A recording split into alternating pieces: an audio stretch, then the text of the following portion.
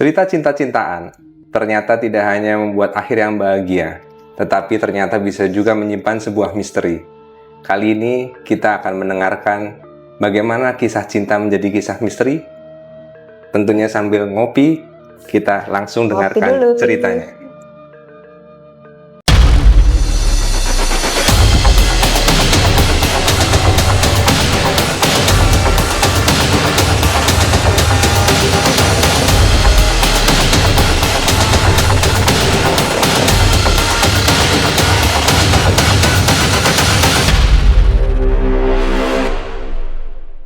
Selamat datang, Badri. Akhirnya nyampe juga setelah berapa lama nih ya? Alhamdulillah. Iya. Gimana nih? Ada cerita apa nih? Mau share Ya, apa yang mau di-share nih? Ceritanya sebenarnya apa ya? Mungkin pembelajaran, lebih ke pembelajaran hidup ya. Karena dari sini aku menemukan banyak pelajaran hidup sih, lebih tepatnya. Jadi lebih ya banyak banget deh pelajaran yang aku ambil gitu, walaupun memang banyak banget rintangannya, banyak banget menguras tenaga, menguras juga materi ya kan, karena pikiran gitu, karena kita harus mencari sesuatu yang bisa buat kita bangkit, buat kita sembuh. Itu Masya Allah banget deh. Jadi sempat terpuruk lah ya diceritain. Sempat mikir kayak aduh ngapain sih hidup gitu ya. Sempat mikir kayak udah deh gitu, udahan deh gitu. Kayaknya nggak ada juga nggak apa-apa deh gitu. Kayak udah sempet di fase itu banget. Jadi udah yang udah deh pasrah aja, ngapain sih hidup gitu. Kerja, gajian, makan, hahaha, cuman gitu doang. Udah nggak mikir masa depan lagi. Kayaknya bakal seru banget nih. Kayaknya ceritanya dalam banget nih. Dalam banget pakai hati. Penasaran kan? Jadi awalnya ya, mungkin itu bakalan memang ada sih dengan anak-anak, apalagi perempuan ya, pasti pengen dapetin pacar yang bisa mengcover dia dalam segala hal ya. Karena kan kita kalau mau masa depan itu nggak cuman mikirin gue punya pacar, terus lu sayang sama gue nggak ya. Kita harus realistis, orang itu bisa mengcover kita atau enggak gitu. Jadi aku waktu itu sempat selesai kuliah, terus kerja di suatu tempat ya. Terus di tempat itu aku kenalan lah sama karyawan juga gitu. Dan ternyata karyawan itu bukan sembarang karyawan ya. Jadi dia itu temennya bosku ternyata, masih satu circle gitu. Nah terus akhirnya kita kenalan. Jadi awalnya dia cuman kayak jadi mentor ya, karena kan aku baru lulus kuliah, belum tahu kerjaan tuh apa sih. Dia senior lah ya berarti. Iya udah senior. Tapi memang dari muka sih masih muka ABG lah gitu. Jadi nggak kelihatan udah tuanya gitu. Nah terus akhirnya dia jadi mentor, sering nganterin ke sana, nganterin ke sini, terus ngajarin ini, ngajarin itu, lebih tepatnya sih gitu. Terus juga karena memang aku dari kecil sudah nggak ada orang tua ya, jadi lebih ngerasa, oh kayaknya orang ini kok bisa jadi ayah ya gitu. Kok orang ini bisa dengerin semua ceritaku dan ngasih solusi ya gitu. Awalnya sih tumbuh rasa itu dari situ ya gitu. Dari nyaman ya? Iya dari nyaman banget, karena memang orangnya juga kasih kenyamanan banget sih gitu. Terus pokoknya support segala hal lah. Nah akhirnya aku ngerasa kayaknya orang ini baik banget ya, oke nih gitu. Akhirnya dia mengutarakan lah, sering kita jalan, makan gitu. Dan orangnya juga aku lihat sosok yang agamis ya, maksudnya sholat tuh nggak pernah ditinggal gitu. Jadi aku ngerasa kayaknya ini sempurna banget ya. Dengan usia aku yang masih muda, terus juga aku dari bayi tidak ada pendampingan sosok ayah ya. Jadi ngerasa oh kayaknya dia sempurna nih buat aku nih gitu. Jadi lihat sosok ayah juga lah di situ. Lihat banget karena memang kebapaan banget gitu. Jadi nggak yang cuman ABG ala gitu, enggak, yang memang bener-bener ngemong ya bahasa ininya ya. Akhirnya aku coba jalan sama dia, terus ya udah akhirnya dia mengutarakan. Nah akhirnya lambat laun lah ketahuan lah gitu loh, ternyata dia sudah punya istri gitu. Itu setelah jalan berapa lama? Kayaknya setelah beberapa bulan ya, ada kayaknya setelah 6 bulan. Jadi karena memang stylenya bukan style bapak banget gitu loh maksudnya. Jadi aku nggak ada pemikiran ke situ, ya agak shock sih gitu dengan, cuman dia memang bilangnya kalau aku memang punya, tapi aku mau sedang proses untuk berpisah gitu. Nah, terus aku karena sudah pakai hati, jadi aku bilang ya udah, oke, aku kasih kamu kesempatannya, aku kasih kamu waktu ya, kayak gitu. Terus dia bilang, ya aku bener kok ya, namanya mungkin kayak laki-laki tipu daya ya. Jadi aku tipu daya banget karena dia memang ya bisa banget gitu loh meyakinkan aku sedang proses lagi pengajuan lah inilah itulah.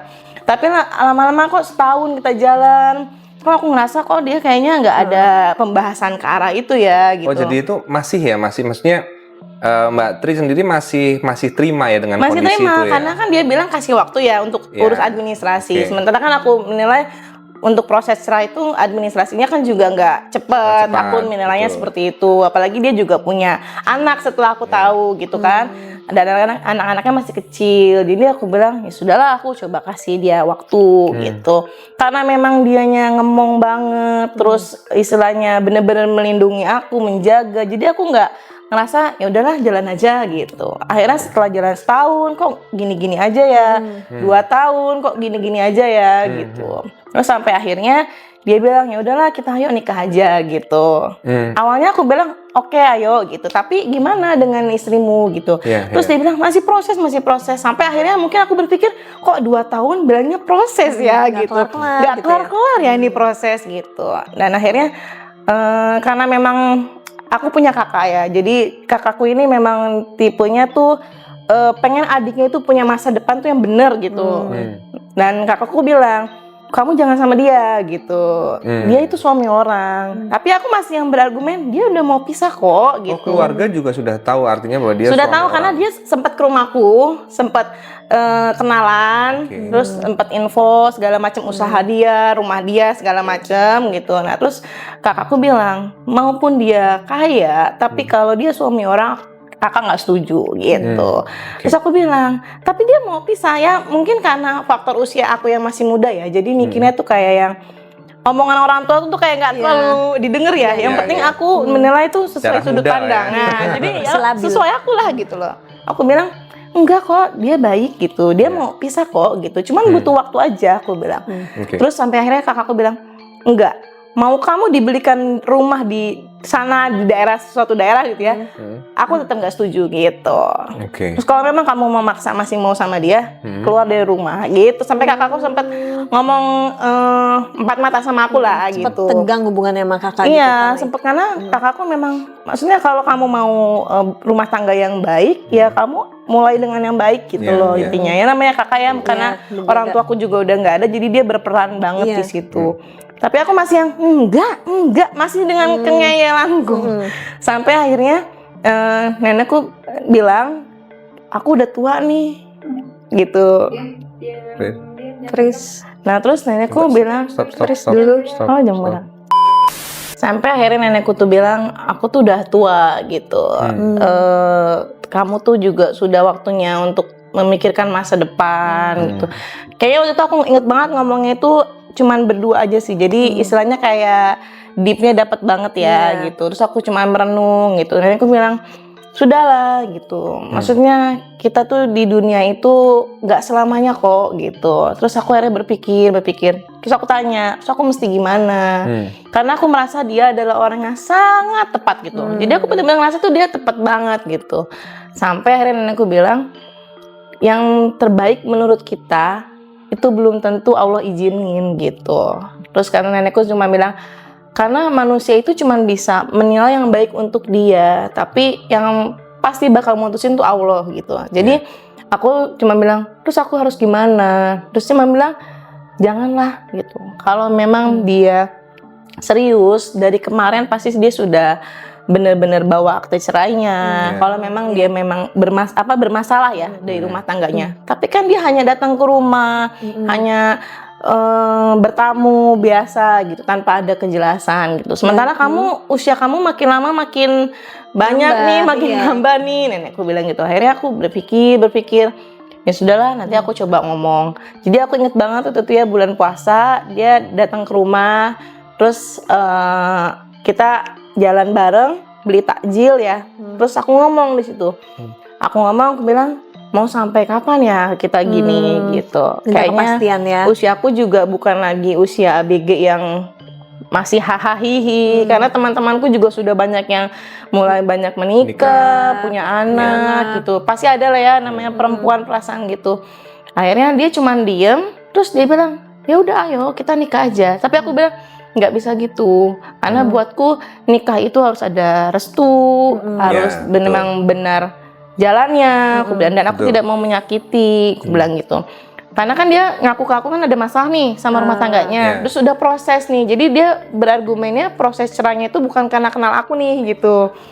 Yang Emang sebelumnya sudah sudah dia bilangnya gitu ya.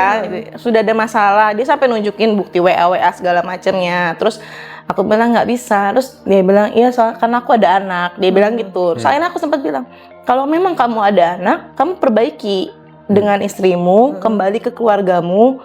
Lepasin aku bilang gitu. Aku juga pengen bahagia, aku pengen punya suami gitu.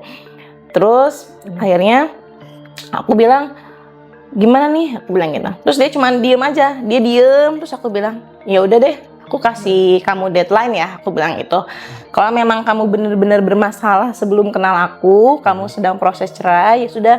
Kamu selesaikan itu proses administrasinya, aku bilang gitu. Baru kamu boleh datang ke rumahku gitu. Kalau memang kamu nggak bisa, ya sudah kita jalan masing-masing aja gitu. Dan dia nggak jawab juga di situ, nggak jawab Diem iya, nggak jawab enggak, ya diem aja gitu. Akhirnya aku pulang. Setelah aku pulang dan anehnya Sorry, setelah aku sambil benerin. Oke, sorry. Setelah aku pulang, besokannya aku ngubungin dia itu udah nggak aktif nomornya. Besok paginya kan biasanya kita kalau pagi ada ini ya, Good morning. good morning gitu ya. Ada greeting lah ya pagi-pagi. Terus nggak ada. Terus kok ini orang tumben banget ya gitu. Karena kan dia dari awal nggak ngasih kepastian nih. Iya apa Belum nggak jawab. lanjut gitu kan. Terus akhirnya ya udah besok paginya aku hubungin dia nggak aktif. Dan lebih anehnya lagi handphoneku tuh yang dibeliin sama dia di hari itu tuh langsung mati total. Oh iya. Nggak tahu juga ya itu memang aneh kebetulan juga. Kebetulan atau nggak tahu juga ya? Aku nganggapnya sih kebetulan awalnya. Kok aneh ya nih handphone mati. Aku bawa sampai ke beberapa counter tuh nggak ada yang bisa ngebenerin tuh handphone. Jadi kok aku bilang aneh juga ya gitu. Jadi hari itu tuh akhirnya aku beli handphone baru tapi dengan nomor yang lama karena aku berharap dia masih ngubungin nih gitu. Ternyata sehari, 2 hari, 3 hari, sampai seminggu, sebulan kok nggak ngubungin ya gitu. Akhirnya sampai 3 bulan kok nggak ngubungin ya. Mbak Tri juga nggak mencoba ngubungin? Aku udah ngubungin tapi nggak aktif. Terus aku ke rumahnya dia juga kosong gitu. Aku telepon teman-teman deketnya dia juga nggak tahu, jawabannya nggak tahu. Nah disitu aku ngerasa aneh kok ada ya orang kayak gini. Kan aku mikirnya awal-awal mungkin dia sakit kali ya, atau mungkin dia lagi sibuk ya gitu. Tapi kok lama-lama Terlalu enggak lama gitu ya. 3 bulan gitu. Akhirnya aku ya sudahlah aku coba mau lanjutin hidup deh gitu. Akhirnya aku coba move on ya kayak gitu. Akhirnya sampai aku keluar dari kantorku. Jadi pas hal itu tuh dia pun udah nggak masuk kantor. Oh berarti Semenjak menghilang itu dia sama sekali udah nggak ada di nggak ada kantor. kontak di kantor pun nggak ketemu. Nggak ada. Makanya aku bingung ya, kalau cewek kan kok digantungin. Iya. Akhirnya udahlah 3 bulan aku coba, udahlah aku mau lanjutin hidup gitu. Sampai akhirnya nih aku berpikir kayaknya memang hidupku perlu diperbaiki gitu. Iseng-iseng lah kakakku minta anterin yuk ke daerah sini gitu. Ngapain? Aku bilang enggak, aku mau ketemu ustadz gitu, pengen di ruqyah gitu kan awalnya bilang. Aku juga nggak ada niat mau ruqyah ya, Nemenin aja. gitu. Ya udah deh aku nemenin aja gitu. Aku cuma duduk, kakakku di ruqyah gitu kan. Terus selesai kakakku di ruqyah, ustadznya ini ngeliatin aku tuh lumayan lama gitu, kayak ngeliatin tapi tatapannya tuh kayak kosong gitu. Aku agak aneh kok nih ngeliatin aja ya. Sempat mikir netting juga gitu. Apa sih nih? Ya namanya kita masih muda ya Mbak. Gitu. Terus akhirnya keluarga aku bilang, bentar ya gitu. Nanya lah aku ke ustadznya, kenapa Pak Haji gitu. Akhirnya si Pak Haji itu bilang, adiknya belum nikah gitu. Terus aku bilang belum, kenapa? Aku bilang gitu kan. Terus ustadznya bilang lah, boleh nggak sini sebentar gitu, lagi berhalangan nggak katanya gitu kan. Enggak, kenapa? Boleh nggak wudhu dulu gitu. Terus oh ya udah aku wudhu kan. Terus kakakku bilang nggak apa-apa kok gitu, ditemenin gitu. Aku masih nggak ada yang pikiran gimana tuh Mbak. Terus akhirnya aku wudhu pakai mukena lah. Terus ustadznya itu mulai buka Al-Quran ya, ngaji segala macam. Kok aku ngerasa aku panas ya gitu. Aku bilang sama kakakku, kok badanku panas ya gitu. Aku bilang. Terus kakakku bilang, udah diam, dengerin gitu kan, sambil baca-baca dalam hati gitu. Terus kok makin lama makin panas ya gitu. Terus aku bilang sama kakakku, aku kayak pengen teriak banget deh. Aku bilang gitu. Aku pengen nangis deh gitu. Tapi itu aku ngomong ke kakakku di sebelah gitu. Terus kakakku bilang, ya udah kalau mau nangis nangis, kalau mau teriak-teriak gitu kan. Gelisah gitu Nah ya. terus ustadznya udah ngeliatin aku terus. Nah terus ustadznya itu coba tiduran gitu kan. Terus kan kita pakai mukena ya, rapat tutup. Akhirnya si jempol kakiku tuh dipencet sama ustadznya sambil baca Quran ya. Dipencet dan itu tuh aku kayak ngerasa ketusuk-tusuk jarum banget, Masya Allahnya. Aduh kayak sebadan tuh kayak ditusuk-tusuk jarum ya. Gimana sih kayak tusuk jarum? Perih ya? Perih terus panas. Terus aku nangis, terus nangis nggak tahu ya, pengen nangis aja gitu bawaannya. Pengen teriak, pengen nangis gitu. Akhirnya aku nangis, aku teriak, terus ustadznya bilang kalau memang mau muntah, muntah aja gitu. Akhirnya aku muntah dan muntahku keluar darah. Sampai agak keluar syok. darah? Iya, keluar darah segini ya ada kayaknya. Darah tuh keluar, aku sama kakakku syok dong. Lah kok keluar darah? Aku kan mikirnya apa aku TBC gitu ya. Awalnya aku sempat mikir gitu. Penyakit medis iya, gitu ya. apa aku TBC ya? Tapi kan aku nggak ngerokok, aku juga nggak yang aneh-aneh gitu loh maksudnya. Terus ustadznya bilang nggak apa-apa, kalau mau muntah-muntah aja gitu. Akhirnya aku muntah-muntah, terus muntah darah segini keluar, terus muntah air juga. Setelah aku muntah, masih kerasa panas gak? Kata ustadznya. Pokoknya lumayan lama ya di rukyahnya. Terus aku bilang, enggak ini sih ustadz, nggak panas, cuman kayak aku pengen nangis. Aku bilang gitu. Terus ustadznya bilang, nangis aja gitu. Kalau kamu mau nangis, nangis aja. Gitu. Terus aku nangis, tapi nggak tahu nangisnya nangis apa. Kenapa gitu ya? Nggak ngerti juga, cuma kayak sedih gitu, kayak pengen nangis. Tapi tadi yang badan ketusuk-tusuk itu rasanya udah nggak ada. Udah hilang tuh, udah hilang setelah aku muntah tadi. Setelah muntah darah tadi aku hilang. Nenekku sampai yang istighfar, sampai yang kaget ya. Maksudnya bener-bener darah seger gimana sih mas? Kayak darah seger keluar gitu. Aku juga agak shock ngeliatnya. Terus akhirnya udah, terus aku dikasih minum, ditenangin gitu kan. Terus ustadznya cuma bilang sama keluargaku ada sesuatu yang tidak baik gitu. Terus keluargaku bilang apa gitu. Ya pokoknya nggak baik. Kalau memang mau disembuhin di sini, diobatin di sini, saya bantu. Tapi kalau memang keluarga mungkin mau ke ustadz lain atau ada kenalan yang lain, silakan gitu. Nah terus awalnya aku masih yang nggak percaya ini apaan sih gitu. Kayak Karena enggak deh, udah tiba-tiba pulang aja gitu kan. udah pulang aja, aku bilang gitu ke keluarga aku, udah pulang aja. Pas aku di jalan pulang, muka aku tiba-tiba gosong sebelah. Kayak gosong kita kena api. Panas kena gitu. api terus jadi hitam. Jadi Maksudnya itu ada yang lihat atau ngerasa? ngeliat, kelihatan, dan aku cermin pun, astagfirullahaladzim, kenapa ya mukaku gitu. Oh itu lihat sendiri pertama? Lihat sendiri. kayak Jadi hitam ingat gitu ya? pas aku di jalan pulang, ini sebelah kayak gini deh, sebelah gini, warnanya kayak warna hitam kebakar gitu. Oke. Terus tapi aku nggak ngerasa ada apa-apa di mukaku tuh, nggak ngerasa apa-apa. Terus orang-orang keluarga sekitar? Kakakku yang astagfirullahaladzim, kakakku teriak, ya lu tuh kenapa mukanya gitu. Terus aku sampai yang bilang, tadi kali, aku gitu kan, emangnya kita masih ini ya, tadi kali kak, itu dipencet tadi, jadi begini mukaku, aku bilang gitu kan. Dan pas udah aku pulang, terus kebetulan juga kakakku juga dokter ya gitu, dan kakakku bukan yang nganter nih, jadi aku punya kakak banyak, bukan kakakku yang nganter. Terus ditelepon lah sama kakakku yang tadi yang nganter ini, tadi dia begini. Terus kakakku yang dokter itu datang ke rumah, ngeliat kondisiku. Jadi kondisiku makanya udah gosong sebelah gini. Tapi bukan gosong yang bener-bener pekat gitu, bukan mbak. Jadi kayak gitu ya? gosong abu-abu gitu.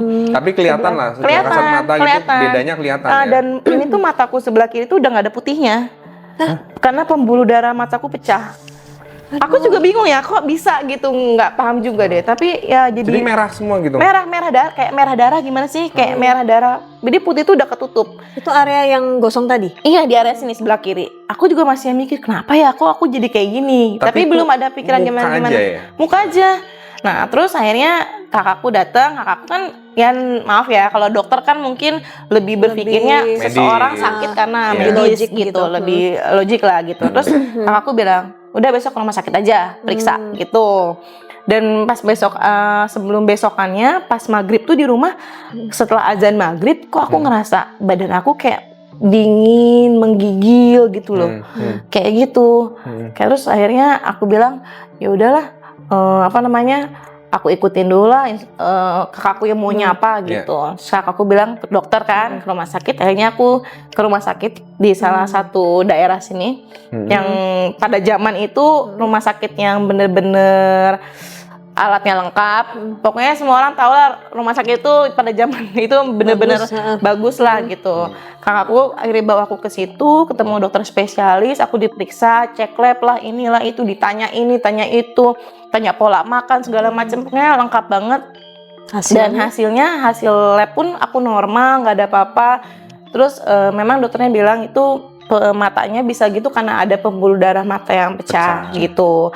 Nah, kakakku nanya, tapi kan kalau pembuluh darah mata pecah itu bisa jadi karena mungkin hipertensi gitu kan. Dan ternyata aku cek darahku normal gitu, nggak ada hipertensi dan lain sebagainya. Akhirnya dokternya cuman yang spesialisnya mungkin karena sesama sejawat ya, jadi ngobrolnya mungkin lebih enjoy lah gitu, kayak teman gitu. Akhirnya dia cuma bilang, udah dok, adiknya bawa aja ke ustadz kayak gitu. Oh, malah mungkin bukan medis yang bisa nyembuhin. Jadi dari dokter sendiri bilang gitu. Karena dokternya itu memang udah berumur ya, aku lihat yang udah, maksudnya mungkin pengalamannya juga udah ini. Karena dia bilang karena hasilnya nggak ada apa-apa gitu. Karena hasil labnya bagus, terus saya periksa juga oke gitu. Coba deh katanya gitu. Saran saya tetap ngasih obat, tetap ngasih vitamin kata dia gitu. Tapi dengan kondisi mbaknya gini, coba deh adiknya dibawa aja gitu. Nah dari situ kakakku yang dokter itu berpikir ya, mungkin kita coba ikhtiar deh. Nggak ada salahnya gitu. Ya udah akhirnya aku dibawa lah dengan cari kesana kesini gitu kan. Terus ya selama proses itu aku kayak kehilangan diri aku sih gitu. Kayak kehilangan aku ngapain sih kayak gini gitu. Itu berlangsung berapa lama? Itu kayaknya aku proses sampai menemukan yang bisa menyembuhkan ya, itu kurang lebih sebulan deh. Jadi aku sampai berhenti kerja. Itu berarti nggak balik ke ustadz yang pertama ya? Enggak, jadi kakakku cuma bilang karena kan kakakku berpikirannya karena kurang percaya gitu ya dengan hal yang seperti itu. Jadi kakakku bilang, coba cari beberapa, kalau jawabannya menyimpulkan sama berarti memang itu gitu loh. Jadi kakakku masih cari sana cari sini gitu. Saudara-saudara gitu. Karena memang aku tuh yang di rumah tuh kayak cuman diem gitu, terus main handphone, diem gitu sampai berhenti kerja. Linglung gitu nggak sih? Iya, sholat sih sholat ya Mbak. Cuman kayak ya enggak kosong gitu ya mungkin. Iya, kayak duh ngapain sih tujuan hidup gitu ya. Gue sebenarnya ngapain sih di dunia, kayak udah berpikir gitu. Terus dengan lagi tiba-tiba mukaku gosong ya, terus mata juga merah kan. Duh, masih ada nggak? Jadi pikiranku masih ada nggak ya cowok yang mau nerima aku kok tiba-tiba kayak gini. Ya nggak pede, karena keluar rumah juga nggak pede kan. Maksudnya sebelah gini gitu. Terus akhirnya ya udah cari sana cari sini. Aku juga ada yang bilang ya udahlah gitu.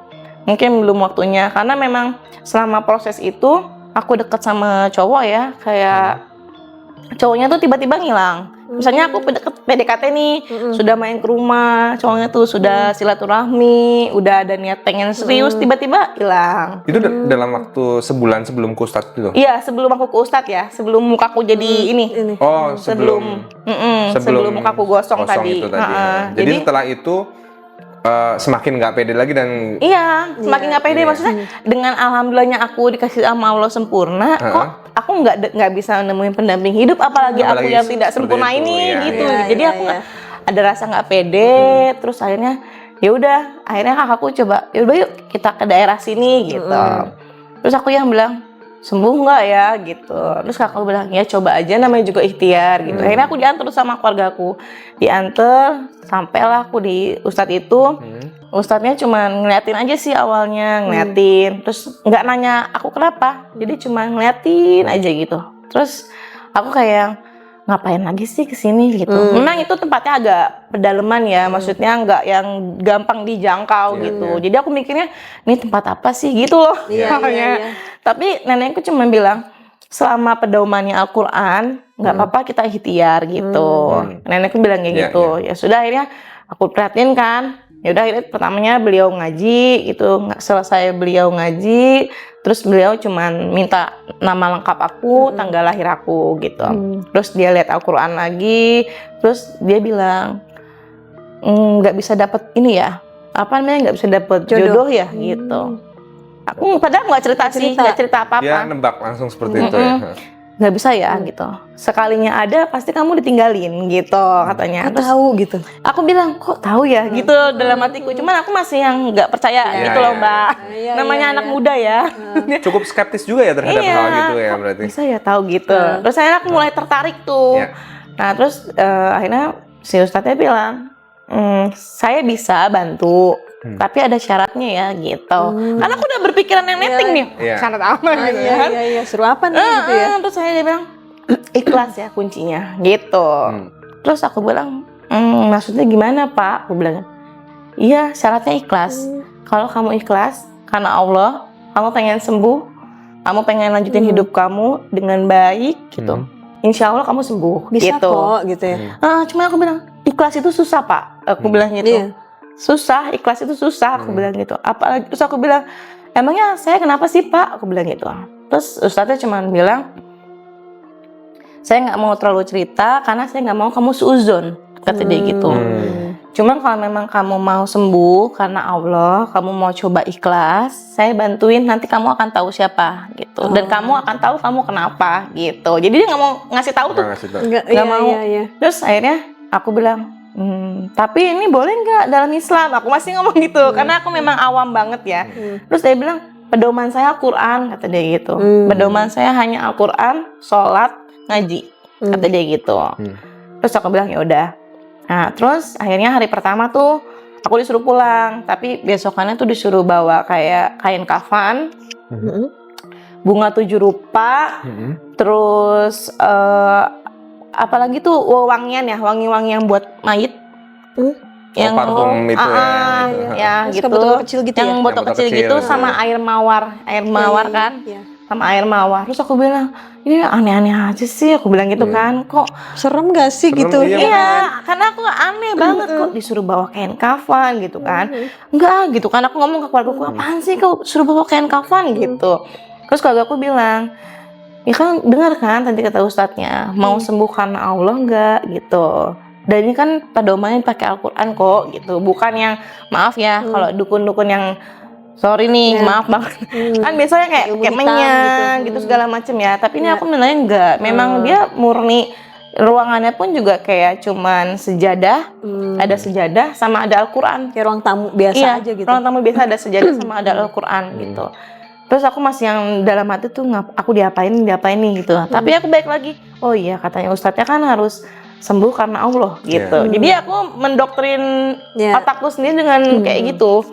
Terus akhirnya aku balik lagi, terus ketemu. Nah terus ustadznya minta tuh kain kafan yang diminta. Terus akhirnya aku kasih, keluarga aku kasih. Terus dia ngeluarin Al-Quran, terus dia ngeluarin spidol merah. Kain kafannya itu dibentangin sama dia, terus ditulis tulisan Arab gundul. Aku nggak paham ya teman. Dia nulis tulisan Arab gundul. Itu satu kain kafan tuh penuh dengan tulisan Arab gundul tadi gitu.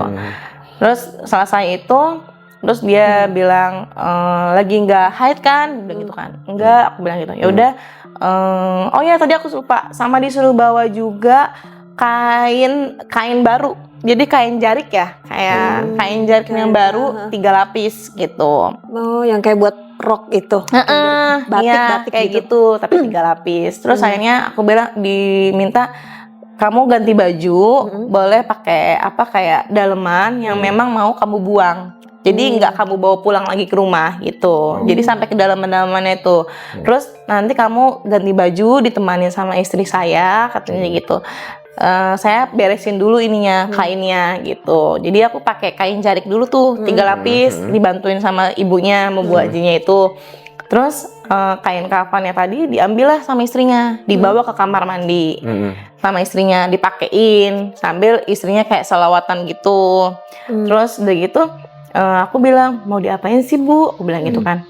Udah neng ya, Bismillah aja. Namanya juga kita ikhtiar gitu. jangan punya prasangka buruk gitu. Terus akhirnya aku diem, terus aku liatin tuh Bu Hajinya ada air di bak kecil, nggak kecil sih, kayak bak cucian gitu, diisi air terus dikasih bunga tadi. Nah terus kalau yang tadi wangian tadi diwangiin di kain kafannya. Sorry, Gitu. aku mau tanya, kain kafannya itu dipakein biasa atau kayak dibentuk? Enggak, dipakein dibebet gitu aja? dibebet di badan Soalnya gitu. bayanganku tadi kayak poci gitu. Enggak. Jadi dibebet gitu. Cuma memang itu juga aku agak-agak Gimana gitu? serem, terus Iya, takut serem, juga karena kain kafan ya gitu loh maksudnya. Agak-agak horor Mau juga. dibentuk gimana juga Ya kain dulunya kafan gitu. kan. Terus akhirnya aku cuman diem, aku cuman dalam hati, ya Allah sembuhkanlah aku ya Allah gitu. Cuman kayak gitu di dalam hati. Terus ibunya bilang duduk ya gitu. Terus ibunya bilang selama saya mandiin, kamu dalam hati beristighfar aja gitu. Beristighfar tapi jangan punya prasangka buruk sama siapapun, nggak boleh gitu. Jadi benar-benar aku disuruh kayak lapangin hati sih, kayak lebih bersihin hati Legowo. gitu, legowo. Iya kan? Akhirnya aku dimandiin, dan dimandiin itu kayak Mbak tau kan, kayak es batu dimasukin ke air terus diguyur ke kita, itu dinginnya Masya Allah banget kan. Nah kayak gitu. Jadi pas aku pertama diguyur tuh aku sampai yang agak teriak karena dingin banget. Padahal setelah aku selesai ritual tuh aku cemplungin tangan tuh nggak dingin. Tapi Biasa gitu biasa lah ya. aja kayak air mandi gitu. Pas aku di ritual ini tadi mandi, kok dia dingin banget, aku sampai yang ya Allah gitu, ya Allah gitu. Aku istighfar terus. Nah terus si ibunya itu mandi ini itu sambil baca-baca gitu, bukan yang cuma asal mandiin ya gitu. Terus dia bilang beristighfar terus ya Neng gitu. Ya udah aku terus beristighfar. Kalau mau nangis nangis. Aku tadi mandi tuh sambil aku nangis kayak, tapi nggak tahu sih nangisnya karena apa. Jadi lebih kayak sedih tapi nggak tahu. Jadi nangis aja gitu. Terus akhirnya setelah aku proses mandi, susternya bilang lah, ini yang kain kafan tadi, terus daleman, terus kain 3 lapis tadi, masukin ke kantong, buang ke air yang mengalir gitu, katanya. Nggak boleh dibakar, kata dia gitu, buang ke air yang mengalir. Jadi sampai ke daun bunga, sampai bunga-bunga yang tadi mandiin aku tuh harus diambilin, terus masukin ke plastik gitu. Terus aku ikutin kan, terus aku kasih lah ke keluargaku, terus kita cari yang air mengalir deras. Ya udah, tak buang di situ dan disuruh bilang jangan lupa baca Bismillahirrahmanirrahim. Aku buang ini demi kesembuhanku, demi kebaikanku gitu. Ya udah aku lakuin kan. Tapi sebelum aku pulang si ustadznya bilang belum selesai gitu. Terus aku tanya, belum selesai gimana ya? Aku bilang gitu. Belum. Karena yang bisa menyembuhkan kamu sendiri gitu. Saya hanya perantara aja gitu. Terus aku bilang, terus aku mesti gimana? Aku bilang gitu. Ya kamu harus wirid ya. Wirid tuh kayak kita baca doa-doa gitu. Tapi kamu harus kuat, katanya gitu. Kuatnya gimana, Pak? Aku bilang gitu. Itu 7 hari ya berturut-turut, kata dia gitu. 7 hari itu nggak boleh putus. Dan nggak boleh kayak ada perasaan males gitu, nggak boleh, hilangin ya gitu. Terus udah gitu akhirnya dikasih lah sama dia 1 lembar karena aku memang nggak takut salah baca ya, karena memang agamaku belum banget bagus ya maksudnya. Jadi aku bilang sama Pak Hajinya, Pak tolong tulisin Latin aja, saya takut salah baca gitu. Terus akhirnya si ustadznya tuh nulislah Latin 1 lembar A4 gede gitu. Terus dia bilang kayak ini dibaca, tapi syaratnya kamu sebelum tidur kan isya dulu. Nah habis isya kamu nyalain alarm, kata dia gitu. Tengah malam kamu bangun, kata dia gitu. Pas kamu bangun, kamu ambil wudhu, kamu tahajud dulu, kata dia gitu. Terus udah itu yang gitu, selama 7 hari berturut-turut? Iya, selama 7 hari. Terus dia bilang, nanti setelah sholat tahajud, terus kamu bilang lah, wiridnya itu dibaca gitu. Kayak zikirnya gitu ya. Terus akhirnya setelah itu ya udah, terus di wirid, selama 7 hari. Ustadznya bilang selama 7 hari itu kasih tahu ya, kamu apa, dapat mimpi hasilnya apa gitu.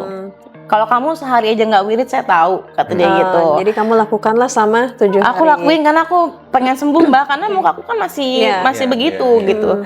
Terus akhirnya selama proses aku wirid dia hilang sedikit, sedikit. Muka aku berangsur baik, mataku juga berangsur baik. Akhirnya aku wirid 7 hari berturut-turut. Di hari ke-7 sih, aku ngerasain sesuatu yang mimpi itu yang bikin aku sampai sekarang inget banget. Apa tuh? Jadi aku di ruangan gelap, di mimpi itu kayak nyata banget. Aku di ruangan gelap, ada cahaya di depanku di atas. Jadi kayak cuma mantulin cahaya gitu, terus kayak ada tangga putih. Tangganya itu panjang banget, tinggi banget. Terus aku susurin. Aku jalan, terus di tangga itu, pas aku jalan tangga itu, di ujung aku ngeliat sosok. Boleh sebut gak sih? Boleh. Apa tuh? Kuntinya. Oh iya, di ujung tangga. Gede banget, kayak seukuran 2 lantai. Tinggi banget dong. Tinggi banget. Maksudnya kenapa bisa bilang itu sesosok? Karena dia Miske putih dan ininya panjang rambutnya. Mukanya? Putih.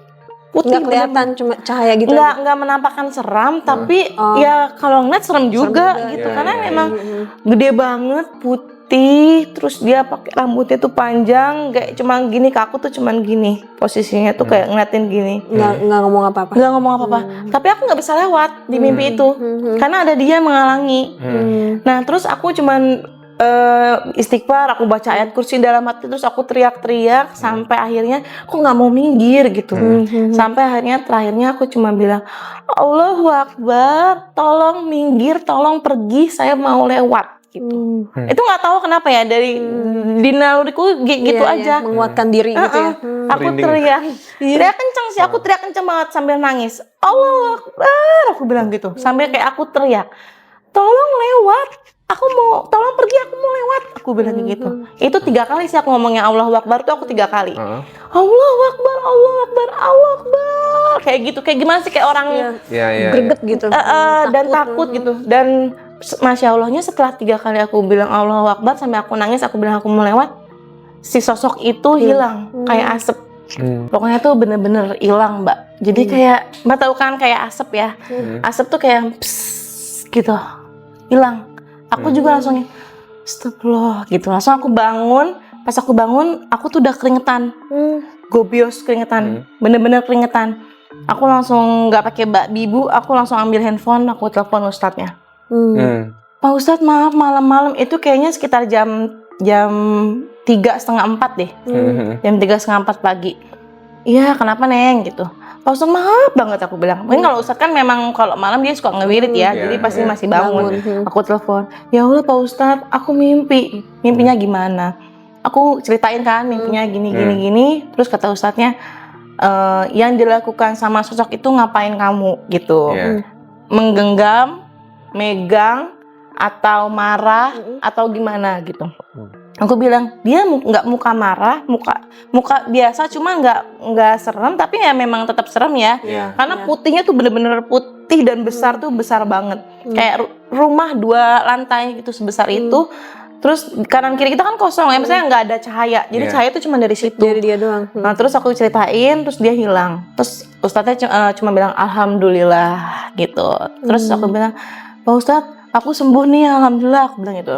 Terus ustadznya cuma bilang, kalau kamu mau sembuh total, jangan ada dendam. Siapapun yang terlintas di pikiranmu, jangan kamu tanamin dendam, jangan kamu pengen bales. Ikhlas ya. Cuma gitu doang. Itu sampai sekarang aku masih ingat banget pesannya.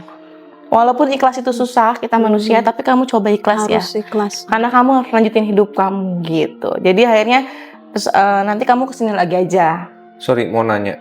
Itu berarti pada saat hari ke-7 ya, hari ke-7 sosok itu yang tadi dilihat muncul dan hilang itu gosong dan mata merah itu langsung hilang gitu. Hilang.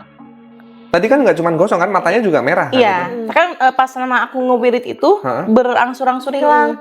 Mulai pudar gitu ya. Mulai pudar gitu. Nah sampai hari ke-7-nya tadi itu benar-benar hilang. Muka aku kembali normal gitu. Terus akhirnya aku dateng ustadznya, terus dia bilang, siapa yang terlintas nggak usah kamu sebutin gitu.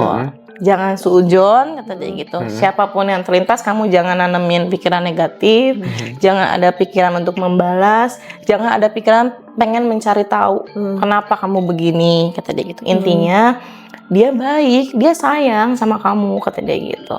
Sayang banget malah kata dia gitu. Cuman karena sayang dia terlalu berlebihan, dia nggak mau kamu milik siapa-siapa. Caranya yang salah. Caranya sih yang salah, lebih tepatnya gitu. Mungkin dengan keadaan dia sudah punya istri tadi ya gitu. Mungkin kesimpulan itu didapat atas keterangan itu ya tadi, makhluk itu ngapain gitu Iya, kali ya mungkin ngapain?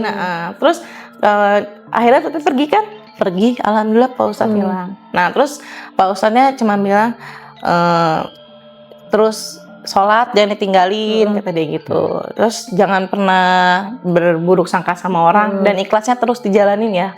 Insya Allah nanti 1 bulan lagi kamu ketemu sama seorang pria yang dia akan menemani kamu gitu dan benar-benar bisa jadi imam. Jadi jodohmu. Terus aku bilang keayahan juga nggak kayak sosok mantanku itu. Terus ustadznya bilang dia dari segi ekonomi belum mapan kata dia gitu. Dia masih merintis kata dia gitu. Tapi dia punya tanggung jawab dan dia sayang sama kamu dan dia bakal lindungin kamu dan dia bakal terus dampingin kamu berada di jalan yang benar gitu. Dan bener aja sih. Setelah 1 bulan itu aku ketemu sama alhamdulillah suamiku sampai sekarang gitu. Memang secara ekonomi belum mapan gitu. Beda jauh lah maksudnya dengan dulu ceritaku yang dulu gitu. Tapi masya Allah sih tanggung jawabnya. Terus pokoknya selalu jaga aku banget lah gitu. Jadi di situ aku menilai oh ternyata kita membangun rumah tangga itu bukan hanya materi sih sebenarnya yang harus dipikirin, tapi siapa yang mendampingin kita. Jadi di situ aku terima kasih ya. Sampai sekarang pun aku sama ustadznya kadang kalau lebaran masih suka main karena bagaimanapun dia perantara dari Allah sih yang misalnya yang nyembuhin aku gitu. Yang ngebantu saat itu ya. Wow, teman-teman, pengalaman teman cerita kali ini dahsyat banget sih. Aku berapa kali merinding kayak sampai coba deh dengerin, simak baik-baik, pasti merinding-merinding. Iya, aku pun masih nggak nyangka sih sampai sekarang. Tapi balik lagi kita nggak boleh suudzon dan ikhlas. Udah ini ya, aku selalu tanamin itu. Ya memang ikhlas itu susah ya, tapi biar gimana, ya mungkin dari pengalaman kamu yang ini kan berharga banget nih, ya kan. Jadi mungkin buat teman-teman yang masih muda gitu ya, yang lagi nyari-nyari jodoh nih kayaknya, boleh deh ditonton nih ceritanya. Ternyata ada loh pengalaman kayak gini gitu kan. Ya jadi pelajaran biar nggak kejadian gitu. Kisah cinta tidak selalu mulus. Betul. Mulus bukan berarti tulus ya kan. Oke, thank you banget. Thank you ya Patria, thank you udah mampir ke sini, udah share ceritanya ke kita. Berarti kalau udah cerita bermanfaat, yang lain-lain boleh main lagi. Boleh, insya Allah. Oke, gitu aja cerita malam ini, teman cerita misteri. Good night, bye bye. Hai.